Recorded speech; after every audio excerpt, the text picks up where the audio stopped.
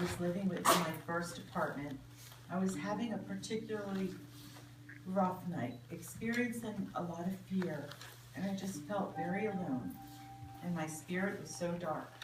Mom prayed with me, and then told me simply, don't be afraid, just go read Psalm 91. So I did, and it gave me much comfort. Little did I know Mom's simple advice for that night would stick with me for years to come, for I ended up reading the verse many times or over whenever it was I was in similar circumstances. Every time I read it, it reminds me of Mom. Psalm 91 was a little gift she gave my soul. This is Psalm 91. Whoever dwells in the shelter of the Most High will rest in the shadow of the Almighty. I will say to the Lord, He is my refuge and my fortress, my God in whom I trust. Surely He will save you from the fowler's snare and from the deadly pestilence. He will cover you with His feathers, and under His wings you will find refuge. His faithfulness will be your shield and rampart. You will not fear the terror of night, nor the arrow that flies by day, nor the pestilence that stalks in the darkness, nor the plague that destroys at midday. If you say, the Lord is my refuge, and you make the Most High your dwelling, no harm will overtake you, no disaster will come near your tent, for He will command His angels concerning you to guard you in all your ways. They will lift you up in their hands so that you will not strike your foot against a stone. You will tread on the lion and the cobra. You will trample the great lion and the serpent. Because He loves me, says the Lord, I will rescue him. I will protect him, for he acknowledges my name. He will call on me, and I will answer him. I will be with him in trouble. I will deliver him and honor him. With long life I will satisfy him and show him my salvation. That's the word of the Lord. Amen. I'll say a little something unless you want to say something first. Or do you? Okay. So we all know that that Mom loved Mother Teresa. In fact, she took us to meet Mother Teresa when I was maybe like 12 years old at the cathedral in I remember that. Philadelphia. I got to meet her, which is amazing. So I was thinking today, I wanted to find something that Mother Teresa said that would really relate strongly to Mom. And one of the things that Mother Teresa said was, be faithful to small things, because it is in them that your strength lies. And you know, Mom did some big things, really big things. But what I love her for the most, and what I'm going to remember the most, is all the small things, like all the dinners she cooked, all the curtains she sewed to make our house beautiful, and coming to help me when I had my babies, coming out to Colorado when I had my twins. It's all the little things that, to me, she showed her love.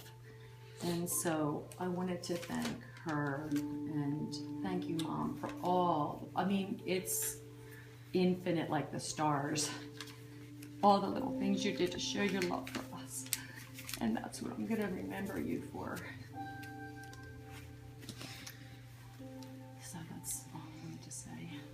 On that note, I'm just going to share something from a book that actually was a gift from Dad, but it's appropriate. Michael and Heidi, this was from December 2005. This book perhaps will introduce you to persons you have never known, others you've known only a little about, all of whom lead lives of significance. Hopefully, your knowing of them will influence what you do with your own lives, how you treat people who come your way, and how you relate to society in general. In mostly small ways, we can make this world a better place, as did the people written about in All Saints.